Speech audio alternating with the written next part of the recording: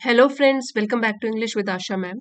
आज मैं आपके लिए एक इम्पॉर्टेंट पैराग्राफ लेकर आई हूँ जिसका टाइटल है इम्पॉर्टेंस ऑफ रीडिंग। रीडिंग पढ़ना और इम्पॉर्टेंस है महत्व। पढ़ने का क्या महत्व होता है उसके ऊपर ये इंटरेस्टिंग पैराग्राफ पढ़ेंगे, साथ ही में अच्छे वर्ड मीनिंग भी सीखेंगे। आइए शुरू करते हैं। Reading plays a vital role in personal and intellectual development. Reading means पढ़ना, प्लेस निभाता है, वाइटल रोल, वाइटल मीन्स बहुत ही महत्वपूर्ण या आवश्यक, इम्पोर्टेंट, ठीक है, तो इसका है इम्पोर्टेंट। और आप बोल सकते हैं वाइटल रोल एक बहुत ही महत्वपूर्ण भूमिका निभाता है। पर्सनल मीन्स व्यक्तिगत, और इंटेलेक्चुअल हुआ दिमाग या बुद्धि से रिलेटेड। इंटेलेक्ट से बना हुआ है ये वाला वर्ड, ये एडजेक्टिव है intellectual. It means involving a person's ability to think and understand ideas and information. So उसकी सोचने समझने की जो बुद्धि है उसमें विकास होता है और उसका व्यक्तिगत विकास भी होता है। सो पूरी लाइन का मीनिंग है कि पढ़ना व्यक्तिगत विकास में और बौद्धिक विकास में एक महत्वपूर्ण भूमिका निभाता है। It is a powerful tool for acquiring knowledge. यहाँ पे प्रोनाउंसिएशन भी लिखी है, यहाँ पे भी देखिए वाइटल अक्वायर। सो इट जो है वो प्रोनाउन है रीडिंग के लिए। पढ़ना जो है वो एक शक्तिशाली उपकरण है जिसके द्वारा हम अक्वायर ग्रहण करते हैं, कुछ अर्जित करते हैं। और यहाँ पर है नॉलेज, तो रीडिंग के जरिए हम नॉलेज ज्ञान अर्जित करते हैं, ज्ञान पाते हैं, नॉलेज पाते हैं। Enhancing mental abilities, enhancing means बढ़ाते हुए, मेंटल एबिलिटीज सोचने समझने की क्षमता को बढ़ाते हुए, and fostering creativity, fostering means बढ़ावा देना, क्रिएटिविटी रचनात्मकता को। सो जब हमारी मानसिक क्षमताओं में विकास होगा, वो बढ़ेंगी, तो हम में क्रिएटिविटी का भी विकास होगा। क्रिएटिविटी मीन्स रचनात्मक, इसको भी बढ़ावा मिलेगा। Through reading we can expand our knowledge and deepen our awareness of the world. Through reading, reading के जरिए, रीडिंग के द्वारा, वी कैन एक्सपैंड, हम विस्तार ला सकते हैं अपनी ज्ञान में, नॉलेज में, and deepen are awareness. Awareness का मतलब होता है जागरूकता, वर्ल्ड के बारे में, इस पूरे विश्व के बारे में जागरूकता को और भी गहरा कर सकते हैं। मीन्स अच्छे तरीके से वर्ल्ड के बारे में जागरूक हो सकते हैं कि हमारे आसपास चल क्या रहा है। जब पढ़ेंगे तो हम जागरूक बनेंगे और हमारी मेंटल एबिलिटीज भी और सुधरेंगी, हमारी बौद्धिक क्षमताओं में भी विकास होगा। Whether through fiction, fiction, non fiction और एजुकेशनल मटेरियल्स, चाहे हम जो भी पढ़ें, वेदर चाहे, थ्रू फिक्शन मीन्स फिक्शन काल्पनिक चीजें जो होती है, काल्पनिक बुक्स या स्टोरीज, चाहे हम काल्पनिक लेख पढ़ें, चाहे हम नॉन फिक्शन मीन्स गैर काल्पनिक स्टोरीज पढ़ें या बुक्स पढ़ें। अब यहाँ पे एक एग्जाम्पल देख के समझते हैं। देखिए, फिक्शन का मतलब है इमेजिनेशन वाली कहानियां या इमेजिनेशन वाले लेख, जैसे कि प्लेज हो सकते हैं, नाटक, या स्टोरीज या पोएम्स, वो सारे फिक्शन में आते हैं। और नॉन फिक्शन में गैर काल्पनिक बुक्स आती हैं, जैसे कि न्यूज़पेपर्स, रेफरेंस बुक्स, बायोग्राफीज, किसी की जीवनियां जब पढ़ते हैं तो वो कल्पना से तो लिखी नहीं गई हैं, वो तो असलियत में है, ठीक है। तो नॉन फिक्शन है जिसमें कि कल्पना नहीं होती है, वो असलियत में है, नॉन फिक्शन। और एजुकेशनल मटेरियल, जैसे हमारे स्कूल या कॉलेजेस की करिकुलम की बुक्स होती हैं, सो उनको बोलते हैं एजुकेशनल मटेरियल। सो चाहे हम जो कुछ भी पढ़ें, चाहे हम फिक्शन पढ़ें, चाहे हम नॉन फिक्शन पढ़ें, या हम अपनी ही कॉलेज स्कूल्स की बुक्स पढ़ें, एजुकेशनल मटेरियल, सो उन सभी से हमारी मेंटल एबिलिटीज में सुधार आता है, हमारी अवेयरनेस दुनिया के बारे में और भी विकसित होती है। इसीलिए पढ़ना जो है वो हमारे ज्ञान को और भी विकसित करता है। Regular reading also introduces us to new words. अगर हम नियमित रूप से पढ़ते हैं कोई भी चीज, जैसे हमने पढ़ा non fiction, fiction, educational material, कुछ भी पढ़ते हैं रेगुलरली, मीन्स नियमित रूप से, रोज। इट ऑल्सो इंट्रोड्यूसेस अस, ये हमारा परिचय कराता है टू न्यू वर्ड्स, नए नए शब्दों से, क्योंकि कई ऐसे शब्द हमको पढ़ने को मिलते हैं जो हमने पहले कभी भी ना पढ़े हों, कुछ ना कुछ नया अवश्य ही जरूर सीखने को मिलता है। इम्प्रूविंग आर वोकेबलरी, जिसकी वजह से हमारी शब्दावली में सुधार आता है। वोकेबुलरी, यहाँ प्रोनाउंसिएशन लिखा है और यहाँ पे मीनिंग है शब्दावली, हमारे शब्दावली में सुधार आता है।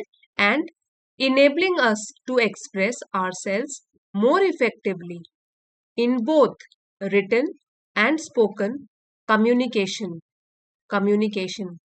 जिसकी वजह से जब हमारी वोकेबलरी सुधर जाती है, जिसकी वजह से हम सक्षम हो जाते हैं एक्सप्रेस, अपने आप को व्यक्त करने में, आवरसेल्व्स, अपने आप को, खुद को व्यक्त करने में, मोर इफेक्टिवली, और भी अधिक प्रभावशाली तरीके से, इन बोथ, दोनों में, रिटन, लिखित रूप से, एंड स्पोकन, मौखिक रूप से, और कम्युनिकेशन है संचार, मीन्स एक दूसरे के साथ जब बातचीत कर रहे हैं तो हम और अच्छे तरीके से अपने आप को एक्सप्रेस कर पाते हैं, क्योंकि हमारे पास वर्ड्स बहुत सारे होते हैं अपने आप को एक्सप्रेस करने के लिए, और हमारे लिखने की जो फ्लेयर है, योग्यता है, वो भी बढ़ती है।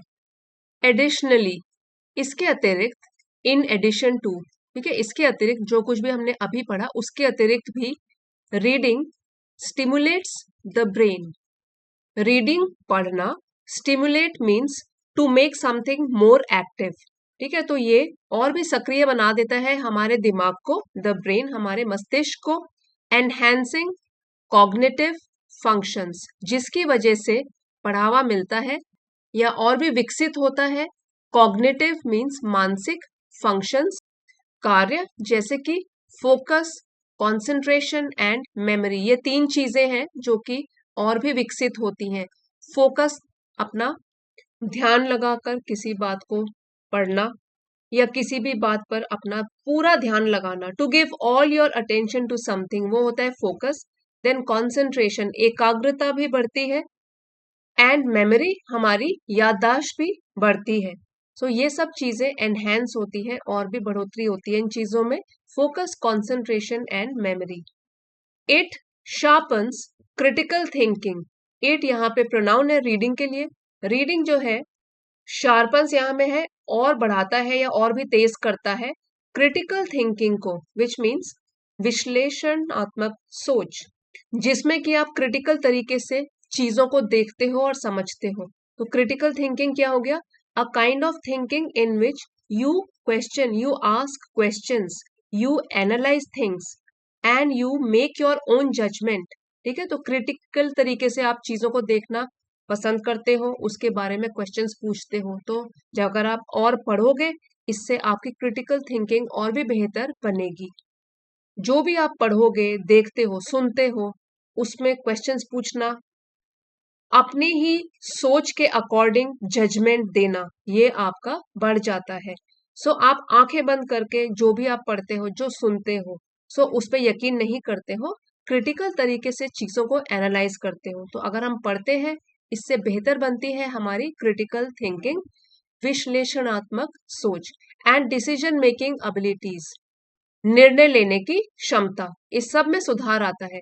All while offering an escape from daily stresses, so all while, यहाँ पे इसका मतलब है कि इसके साथ ही, ये सब चीजें तो होती हैं, आपकी आलोचनात्मक सोच और निर्णय लेने की क्षमताओं को तो तेज करता ही है, साथ ही ऑफरिंग एन एस्केप, एस्केप का मतलब है, यहाँ पे पलायन लिखा है, यहाँ पे हम मुक्ति बोल सकते हैं कि मुक्ति मिलती है हमको, या तो हम कोई अप्रिय, अनकंफर्टेबल सिचुएशन से बच निकलते हैं, ठीक है, अगर हम पढ़ते हैं जब हम स्ट्रेस में हैं, फ्रॉम डेली स्ट्रेसेस, दिन भर के तनाव से हमको मुक्ति मिलती है, हम बच निकलते हैं अगर हम पढ़ते हैं। तो ये सब तो होता ही है, जैसे critical thinking, decision making abilities तो बढ़ती ही है, साथ ही हम एस्केप कर जाते हैं अपने दिन के तनाव से, by immersing ourselves in different worlds and perspectives. Immersing means डुबाकर, पूरी तरीके से खोकर, सो बाय इमर्सिंग आवरसेल्व्स, किसमें खोना है हमको? डिफरेंट वर्ल्ड्स, अलग अलग दुनियाओं में। क्योंकि जब हम बुक्स पढ़ते हैं कभी तो हम अपने सपनों की दुनिया में पहुंच जाते हैं, जो भी हम पढ़ रहे हैं, अगर रिलीजन बुक पढ़ रहे हैं रिलीजन के ऊपर, तो हम उसमें खो जाते हैं। और कोई फैंटेसी है जैसे कि हैरी पॉटर की है बुक्स, उसमें हम खो जाते हैं। मतलब अलग अलग वर्ल्ड्स बुक्स के हिसाब से हम अपने आप को बुक्स में पूरी तरीके से डुबो देते हैं, उसी दुनिया में खो जाते हैं। एंड पर्सपेक्टिव मीन्स दृष्टिकोण, नजरिया चीजों को देखने का। By immersing ourselves in different worlds and perspectives, अपने आप को अलग अलग दुनियाओं में और अलग अलग दृष्टिकोणों में डुबोकर we can reduce stress and experience a sense of relaxation. हम तनाव को कम कर सकते हैं, रिड्यूस कम करना, स्ट्रेस तनाव, और experience a sense of relaxation.